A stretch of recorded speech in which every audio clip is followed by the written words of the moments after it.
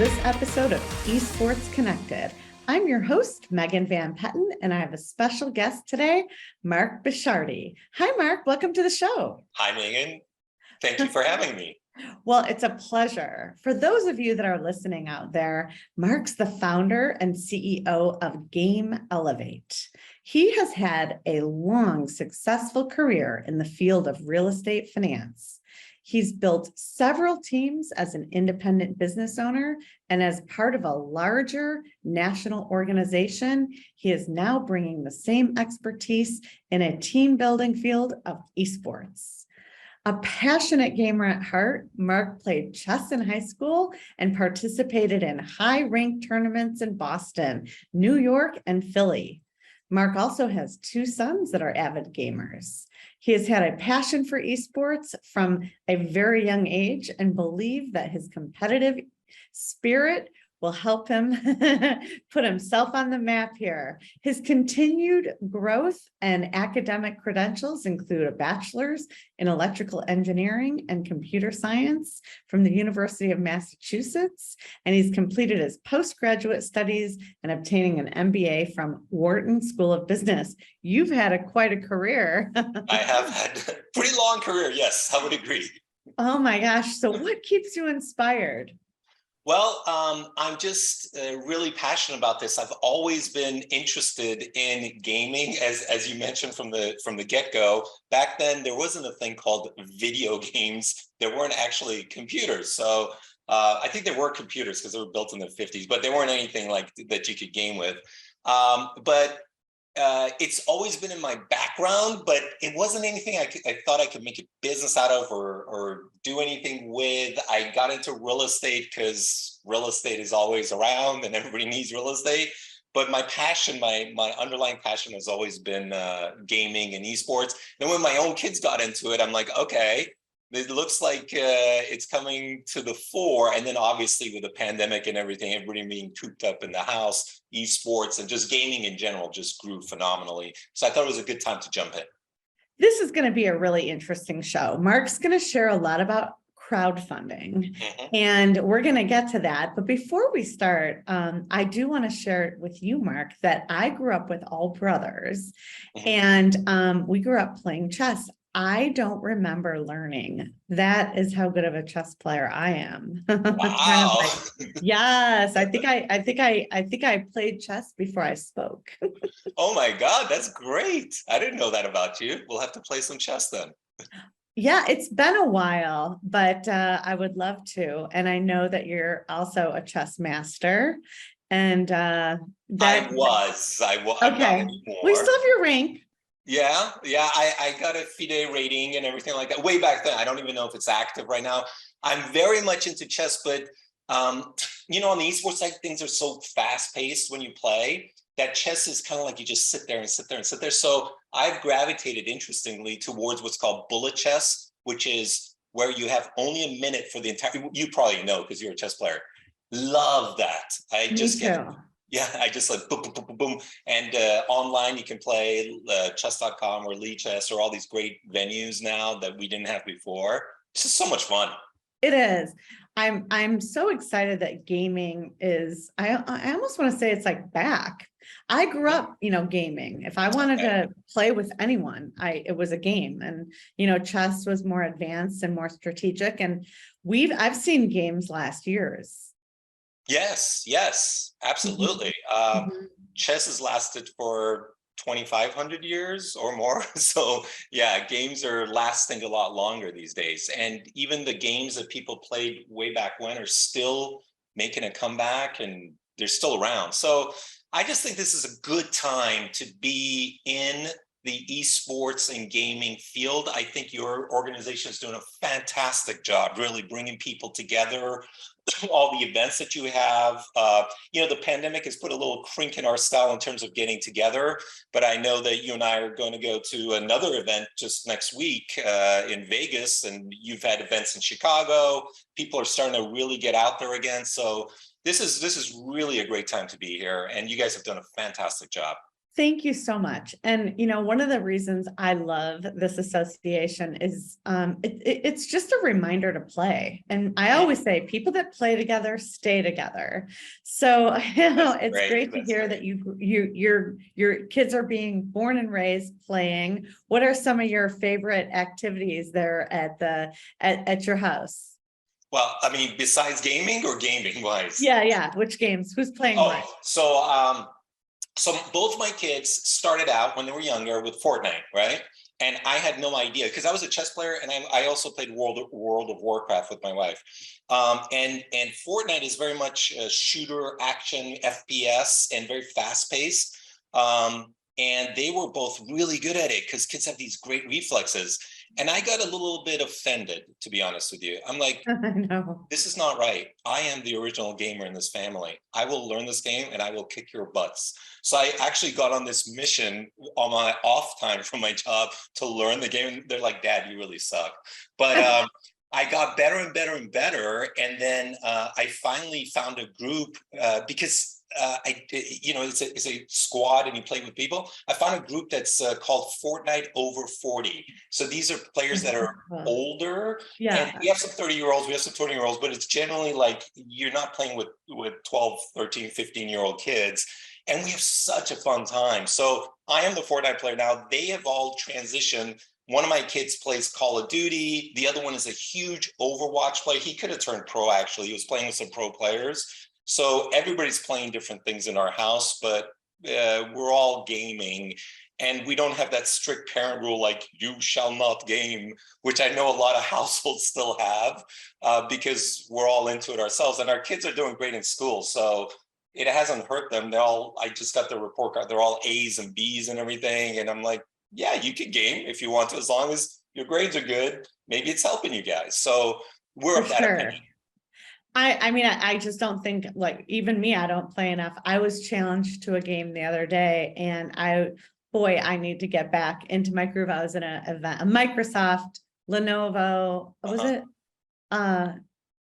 Can't even remember where I was last week, but I found myself in a competition and needing to practice a little bit myself. So yeah, work takes away from you. I kind of tell my wife I'm kind of working while I'm gaming, but yeah, you just can't keep up with kids who have a lot of times on their hand, and we have to actually work. So it's harder for us. Oh, for sure. Yeah. So this is going to be a great show. As I said, we're going to talk about crowdfunding, and I'd love to make this like a part one of, getting through the crowdfunding approval process. People have so many questions, including myself.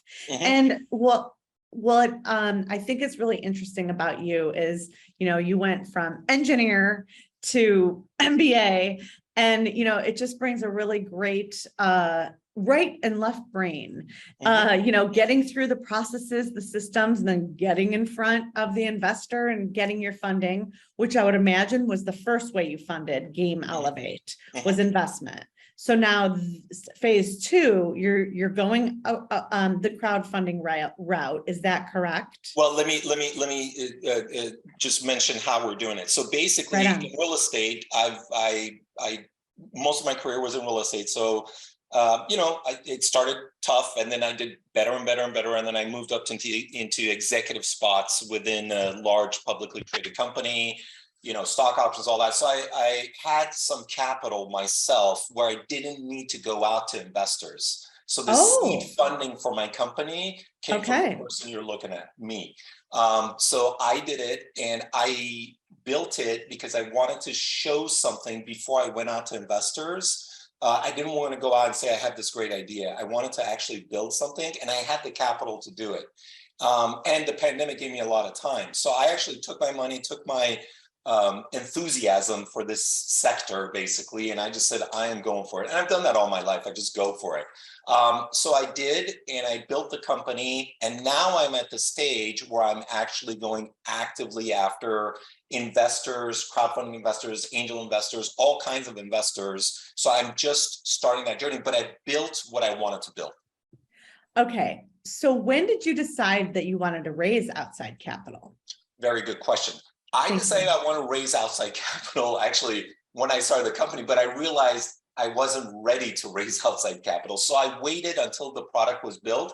So I would say right around this year, 2022, as we're speaking, I started right around the April, May, June type of area, getting really into it, building pitch decks, having my team, edit the pitch decks and look at different ways of how we should be raising capital. So around that time frame. Okay.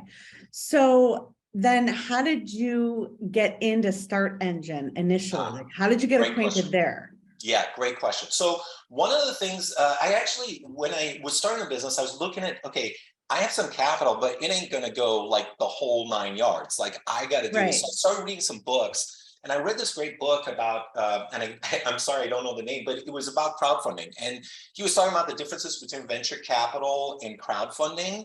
And I realized that, hey, crowdfunding is a really great way, especially in our industry, the esports and gaming industry, because we have so many enthusiastic and passionate people in it, compared to, let's say, a utility company. I mean, you can get passionate about utilities, but there's a lot more passion here, So I was like, yeah, I think crowdfunding would be interesting. And because at first I was only thinking of venture capital, to be honest with you, or angel investors. Sure. So then I started checking into it, and then I started going, and I told my team, like, let's take a look at this. So we started like trying to get a list of, okay, how does crowdfunding work? Who are the crowdfunders at all? Yeah. I didn't know. So I had to find a list of crowdfunders, because there's only a select few that the SEC has approved in the United States per regulations to be able to do Reg CF, Reg crowdfunding.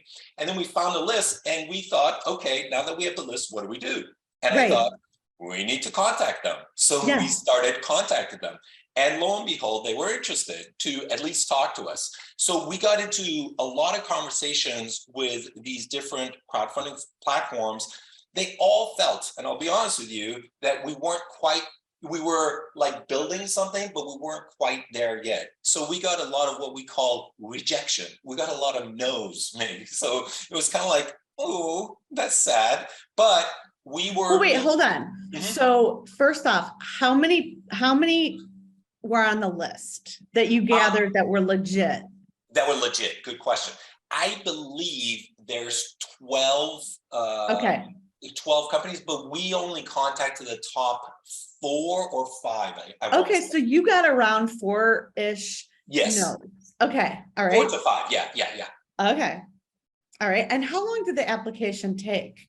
Well, it wasn't, let me think. It wasn't an application. It was an initial dialogue where we contacted them, and then they had the representative contact us and say, okay, what's your company all about and all of that. Right. And I think some of them, maybe we did send a pitch deck, or we did fill out an online form or something. Right. It wasn't that, to be honest with you, the first part wasn't that difficult. It was more kind of like you and I are talking right now. Yeah. That's what, other founders within S stuff, they wanted to do this. It would just be a conversation. Like, what is your business? What's your background? So kind of super easy, like quick form, like within 24 hours, you're in a conversation. Yeah. And what you've done at that point is, like what we've done is we've built relationships, even though it's a no, even though later on it became a no. Sure. We built somebody that that knows me face to face, that knows our business, says we're not ready right now. So that's what happened, basically. And that's a journey. You can go on a raise, and you want that relationship to be. I mean, the world is small, and every relationship matters, and it's a journey, which is why this show is so important, that, here, you're going to tell us your process. So you met 4 to 5 legitimate, top 5. You enjoyed every single conversation and every single process, but you were hearing a theme. You were hearing you might not be ready. Okay. So then what? You don't have enough traction.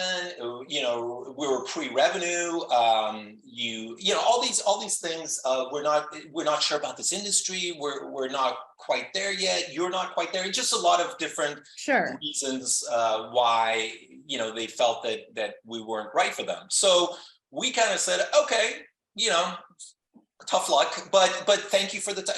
We're very cordial, and I would recommend that to everybody that's listening to this. Really don't take the no's as rejection in life, but 100%. Be very, very cordial. And even if somebody gives you some critique on your business or that, take it with thank you for course. helping me. Maybe this was my blind spot and I didn't see that. So we did a lot of that, and I think that was Okay. very helpful, Meg, to be honest with you, because they're like, all right, he's a nice guy, like, you know, he's really trying. Yeah. They're really trying to build something in this space, and good luck, guys. See ya.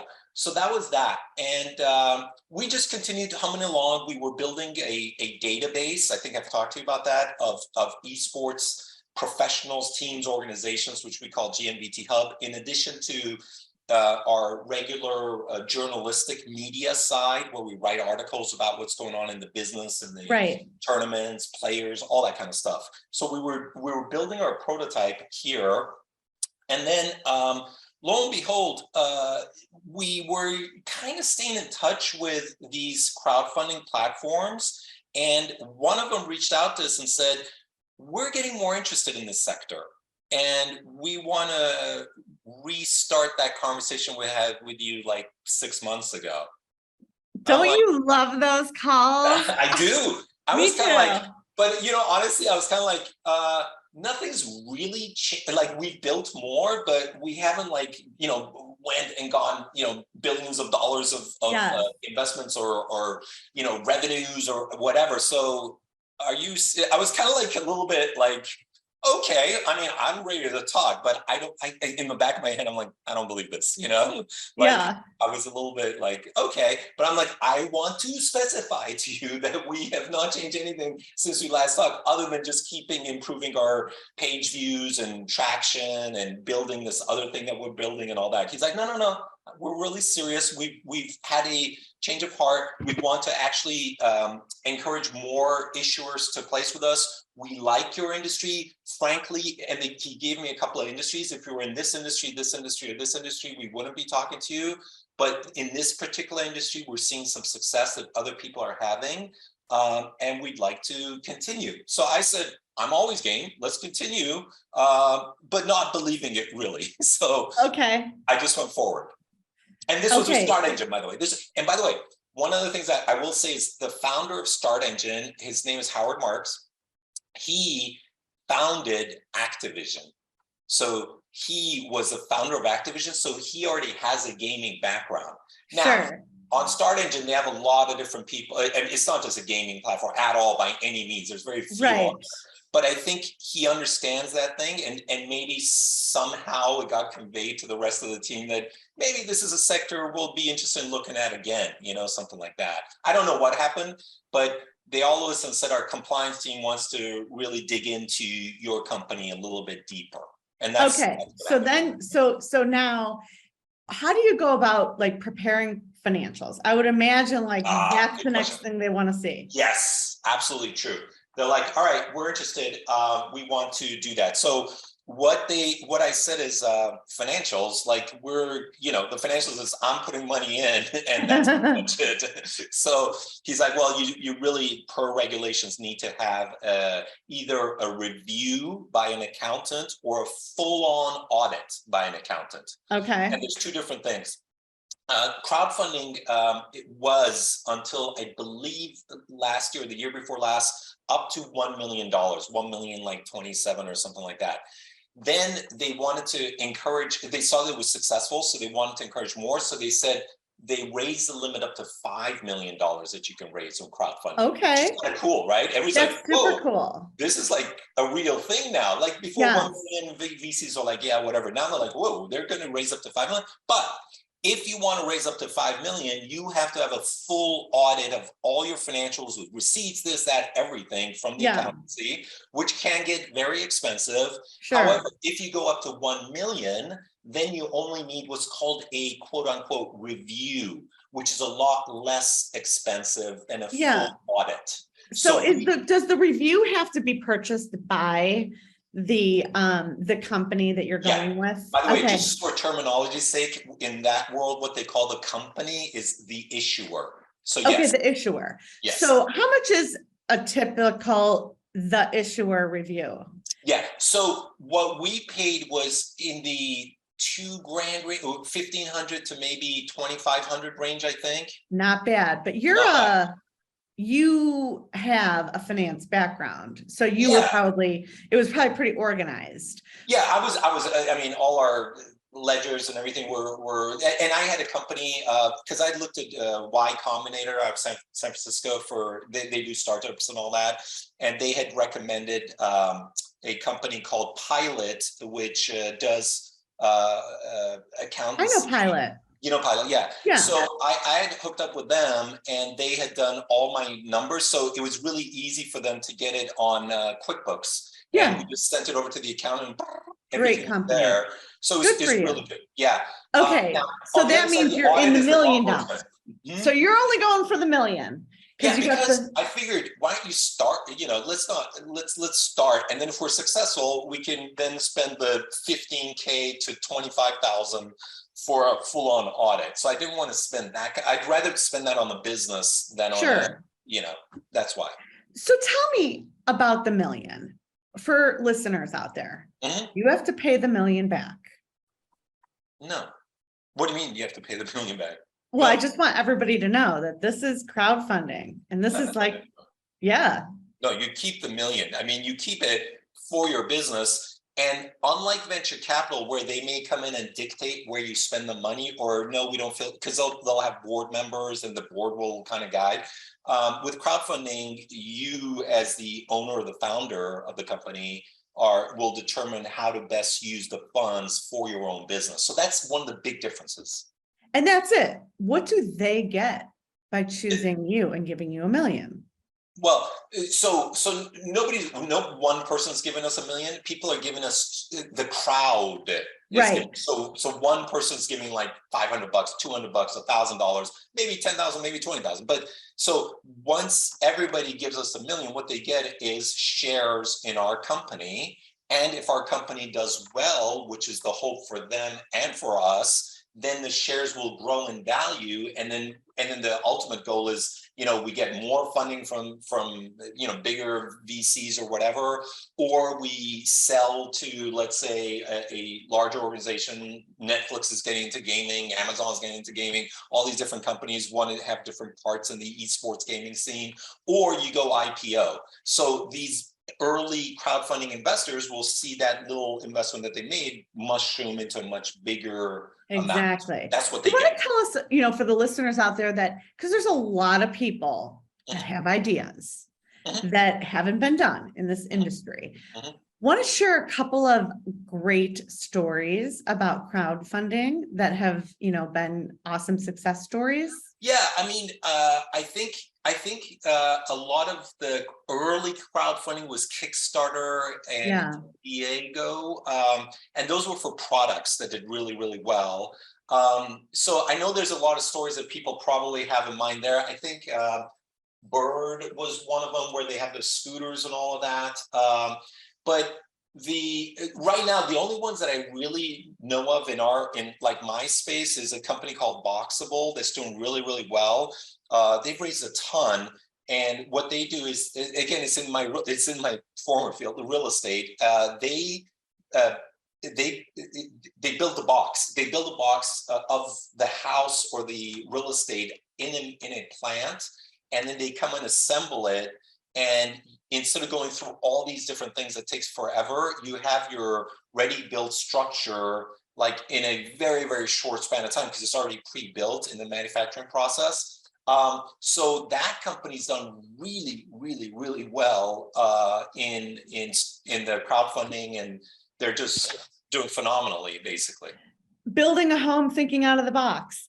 There you go. Literally. That's the tagline. There you go. That's a great tagline. Well, so I just want, our listeners to understand. So you would give a percentage of your company for $1 million, but that $1 million is shares that the crowd actually gets to own, those shares. Correct. So it's everybody's company, like a publicly traded company. Yes. I mean, what a fun route, because then you have all these people supporting you, which is so perfect because you're a media company. So where are they going to get their news? Where are they going to get their media? Why are they going to, they're going to support you while you're continuing to provide the media and everything that you do. So it's a win-win, which is what I love about crowdfunding. Absolutely. Okay. Yes. Okay. So, how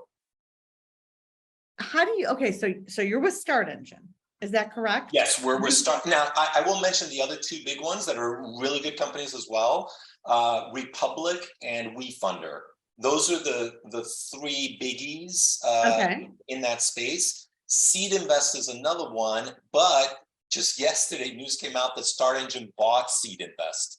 So Start Engine just Oh, grew good for even them, yeah. more. Yeah, So yeah. there's a couple of other, and then I mentioned the product crowdfunding ones as well. Kickstarter, Indiego. I don't even know if I'm pronouncing it right, but Indiego and Kickstarter would be for specific, like if you have an idea of this gadget, you would probably go there. So we want to keep this phase one, a kind of like a webinar style podcast. So we don't want to get too deep into next steps, but tell us, so you chose Start Engine, you're partnering with them. When does this start? Great question. So we have already launched our Start Engine campaign, and we would encourage you, I'm not sure if maybe we'll have a little, what's the word, link to whatever, but it's really easy. Just Start Engine /Gamelevate, and that would be our page. So if we could link that, that'd be great. And we would encourage people, the minimum investment amount, and we're allowed to say this, is $240. So it's not like you have to invest $10,000. And we would encourage people who want to do this to go ahead and invest, especially if you're into the esports area, go and invest. And then if you want to invest more, obviously we wouldn't stop you, but at least it'll give you a chance to see how the platform works and all that. So that's our Start Engine campaign page. We just started, we just launched. And what we've done is we've hired a marketing company that's been recommended by Start Engine. And actually the reason that we picked them is because they did one of the largest crowdfunding campaigns on Start Engine to date with a company called, that I mentioned before, Boxable. So if they were so successful, I'm like, okay, if they did such a good job over there, why don't we kind of use them? So we've used a marketing company to do that. We'll also have another company that's helping us reach out to our connections in LinkedIn or build connections with crowdfunding investors and VCs. We're agnostic in terms of raising funds. So we will go with crowdfunding, but we're also going with angel investors, venture capitalists, and the whole 9 yards. I really like that they've thought through and offered support. So they give you support getting your financials together on whatever level. They give you two options on, do you want to raise $1 million? Do you want to raise 5 million? How do you decide how much your company to offer? Oh, so they have, this was the difficult part, to be honest with you, and I want founders to know about this.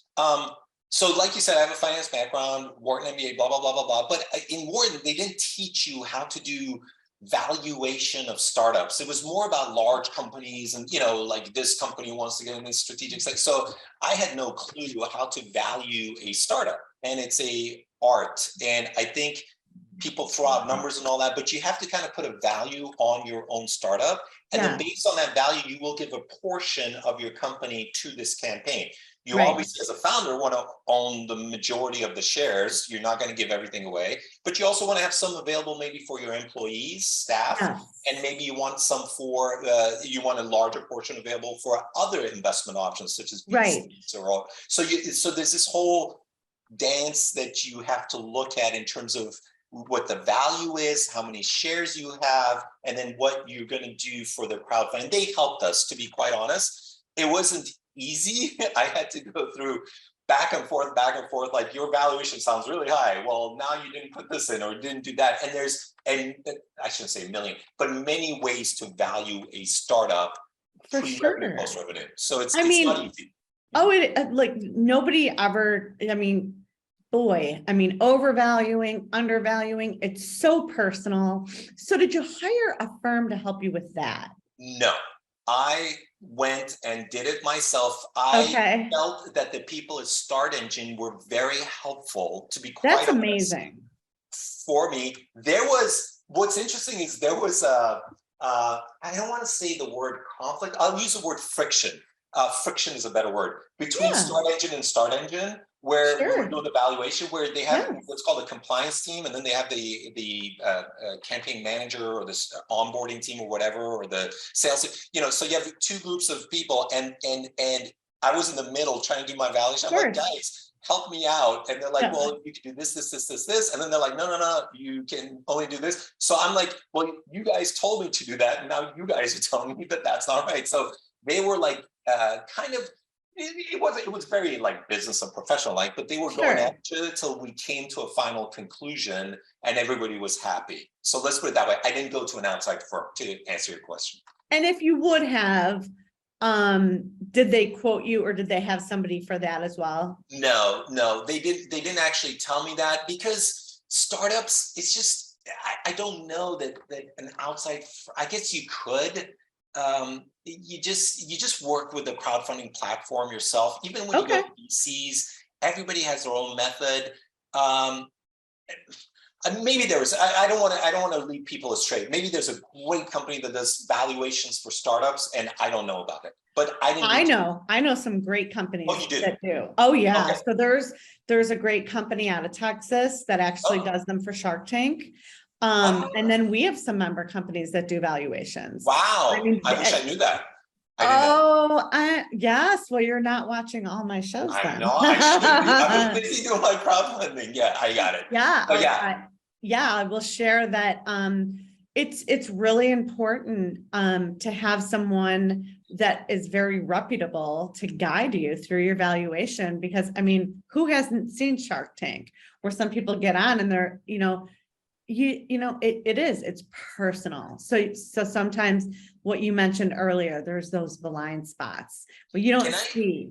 Turn this interview around and ask you a question. Are you going to be providing links? Because it would be great if the audience that's listening to this, and even myself, had links to these valuation companies. For sure. That would be great. Yeah. I don't know how this gets done, but the links would be great to these other Yeah. And I'd be happy to share. An active member that we have is Technos and Associates, Rohan Bose. He's been on the show. He is a loyal member of the Esports Trade Association. He volunteers, their sponsors. He's amazing. He actually did do work for some of the Shark Tank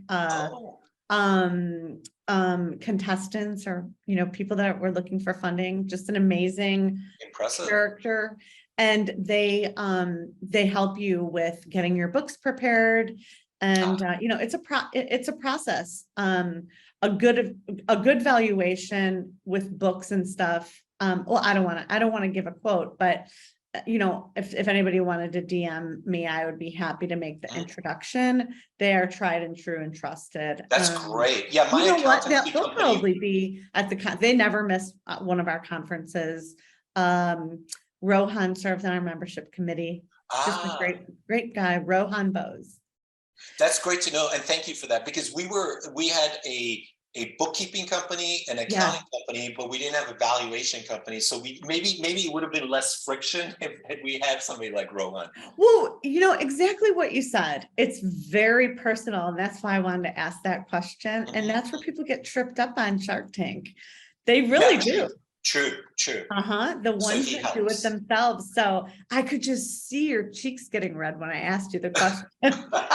It's true. But I think like what I respect about you, Mark, and the reason why I wanted to do this show and I want to do it in a series is that you enjoy the journey, because really there is no end. I mean, everybody actually should have an exit strategy. What's our exit strategy? To have a great life and to leave a legacy. But we should be walking through life, really creating an incredible experience for ourselves and who's around us and how we can add value. So what did you like most about the journey? And I know you're still on it, but what was the real lesson so far that you've learned? I would say the lesson learned is that even though you may be down and out and people say no to you, it doesn't mean that your dream has to end. It's kind of like Rocky getting beat up and he keeps getting up, and even though his face is bashed in, but at some point he becomes the champion, so just, we got a bunch of no's, and you will get a bunch of no's in your life. All of us get a bunch of no's in our lives, but that one yes could turn into something pretty cool. So that's the lesson learned is maintain cordial and good relationships, and people will come back to you. Maybe it'll take a year, maybe it'll take 6 months, maybe it'll take 5 years, maybe it'll take 2 months, but just keep going. Yes. So the campaign launched Yes. and it's, can you share it with us again? Of course, we'll share the link on the show. Yeah, it's really easy. I didn't believe they could make it, but I'm sure they thought through it. So it's just startengine.com, startengine is one word.com /Gamelevate. And Gamelevate is with one E. So we kind of put we wanted to say elevate your game. So if we put game and then elevate, it would be gamey kind of. So we just bashed it together. So it's just Gamelevate is the name of the company. And how long can you do the crowdfunding? There must be some sort of magic length of time. Or great question. So basically you go for 3 months generally on the campaign. But from what I understand and what I've been told, many companies extend that, and they ask for an extension and they go for another 3 months or another 6 months or whatever. So you end your campaign at a certain date, and then you go and say, we love this thing and we want to keep it going for our fans, for our investors, for everybody, and you extend it. All right. Well, that's really exciting. So tell us a little bit of what we can look forward to in part 2. Okay, so in part 2, so we just started. One of the things I did want to mention real quick is also lessons learned. Oh, sure. Please. In terms of part 1, and then that kind of ties into your question about part 2. So part 2 is going to be where I hope you come back to us and say, Mark, and this is in 3 months, how did you do? And what did you learn along the way? And then I can give you some more tidbits for the listeners that are really like almost starting into this crowdfunding and say, now I have some more insights for you here. But the lessons learned was that you want to get your marketing and your stuff done while you're in the process of applying, right? So what we did is we were an LLC. I'm sorry, not an LLC, a schedule, a C Corp, or S Corp, an S Corp, because whenever I had done my past companies, it was an S Corp because the profit or loss would flow through to my personal tax return. And I just thought S Corp, and I incorporated in California because I'm in California. But it would have been better, and I didn't do a lot of shares because in my old companies they said, here's your incorporation papers, blah blah blah blah blah, and I just said, I said whatever shares. I didn't think through the process that, one day I'm going to go after venture capitalists, I'm going to be crowdfunding and all that. So I should have a lot more shares available. I should be a C Corp. Only C Corps are acceptable. You can't be an LLC. You can't be an S Corp. So how you incorporate, and it's better. California is fine with Start Engine or some of these crowdfunding. But if you're going for bigger money, I had just yesterday or the day before, I got an email from somebody who says, love your company, but sorry, can't help you because you're incorporated in California. We only do Delaware. So incorporating in Delaware is actually, if I were to look back and I did again, I would have been a C Corp in Delaware with a ton of shares, as opposed to an S Corp in California with very few shares. So I had to go through all these things with the IRS to change back to a C Corp. I had to do a resolution to increase the shares. I am not in Delaware. So there's a couple of things that I would have changed that I just want to impart that information to people. And I know a lot of your listeners already have companies that they've already done what I've done and just incorporated and had this many shares. But if you can, think about that type of stuff. And then the second thing is, as I said previously, think about your marketing and who you're going to market to in your crowdfunding before you get started. Last thing I'll share is that our marketing company that did Boxwell, they're a great marketing company, but they ran into technical difficulties with both Facebook and Google, where we're trying to do some marketing with Pixel isn't working, and Google needs to work with Start Engine to get the analytics up to see. I'm like, dude, we launched, come on, man, let's go. And they're like, we have all these technical difficulties. So I would say, before you hit that start button that you launched, have all these things ironed out and then hit launch. So when you actually launch, so I'm actually almost launching last week, even though we launched 4 weeks ago, because of all these issues that we had, which is kind of painful, but that's the way it goes. So I'm trying to impart that knowledge to your audience. That's really generous of you. I mean, the whole show and the intention of the show really is what I appreciated when we spoke, and why I thought it was so important to do this in a series, is how much you really are committed to growing in community and sharing your company and the wonderful wisdom and everything that Gamelevate brings. Absolutely. And I'd be happy to share, if anybody wants one-on-one, just more information or whatever, you can, I don't know how you do it, but you can link them to me and just say, feel free. So I'm available. I am really busy because I'm trying to run a company and do investments and crowdfunding and go to trade shows and all this kind of stuff. But, people that are part of ESTA, I think, is a great community. And I'd love to be able to connect with more people in ESTA. I honestly think another lesson learned is I should have done more with ESTA, but it just, you have so many things going on, but I'd love to get more involved. And you guys put on so many great shows and things that I have made a commitment to participating in more personally. Well, you're going to be our king of crowdfunding. We look forward to, following you with your journey and, of course, supporting you. And there we have it, listeners. For those of you that are interested in crowdfunding, feel free to reach out to Mark Besharaty of Gamelevate. And also, if you're interested in owning part of his company, it can be, as low as $250. And there you are, a proud owner of this incredible media company. And, Start Engine is such who doesn't know Start Engine? What a great opportunity that you're sharing with our members. We'll look forward to catapulting this show.